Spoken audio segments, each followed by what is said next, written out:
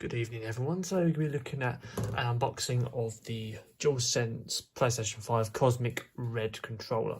I've had a look at all the other controller colours and I wanted to share my experience unboxing this with you.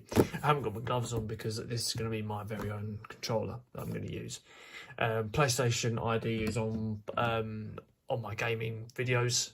Go check those out if you get a chance, or check out the gaming playlist. This look at the box, obviously well packaged, nice and simply done.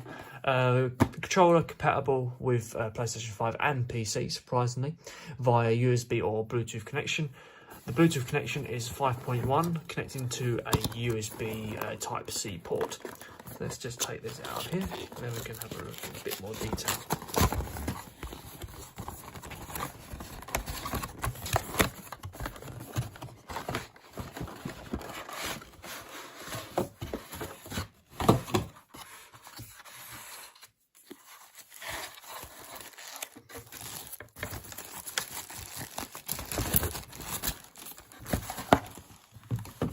Comes with all this obviously sort of polystyrene like stuff, bag, and sort of your safety information booklet.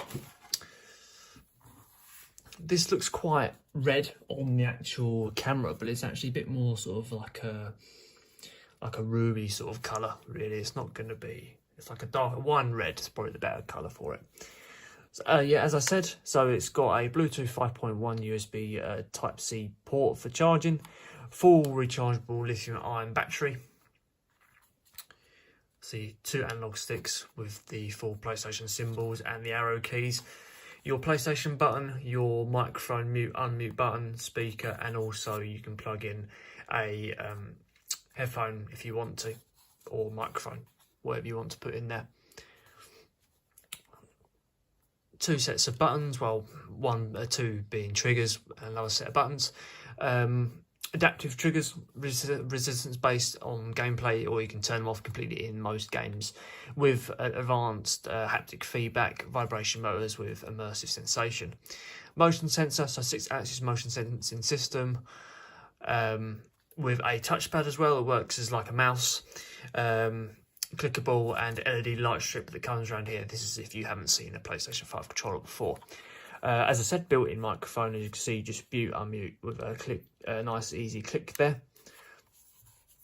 And lastly, you got these little buttons here, which is your share button. So if you're recording gameplay, or you can also record gameplay you've done from the past 30 minutes, you can use that button there, or take screenshots and stuff like that. And you've got the options button here, which obviously is options.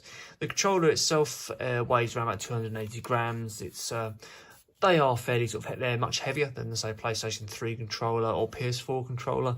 They're thicker as well. The PS4 controller had quite thin arms, if I remember, or legs, whatever you want to call them. But yeah, it's quite a thick controller, but it's nice, easy thing to go over. The actual dimensions of the controller, if you want to know that information, is 160mm by 66 by 106 millimeters. So yeah, it's quite a hefty style controller. I like how the red sort of moulds around that black sort of skeleton around the base there. It's quite a nice sort of colour. It looks very, very red on the actual camera, but when you see it, it's actually like a wine red colour. Quite a nice smart colour. Obviously, you've got all your sort of markings on the back there as well. Lots of tech in the actual controller itself. Lots of stuff makes up the controller.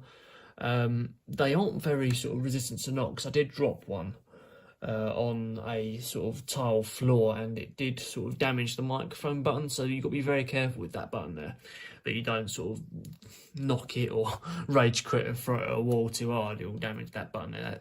This area here can damage quite quickly, as I noticed from when I dropped it on the floor. I dropped it on this area.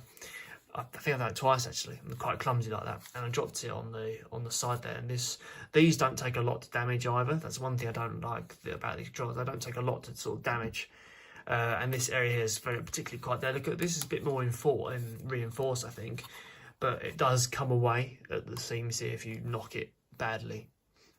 The actual controls are nice and smooth to feel, got a nice sort of textured pattern on there. But yeah, the buttons, you get a good amount of feedback on the buttons, and the actual, when it's new, the controller feels really, really nice, and the buttons feel nice and strong.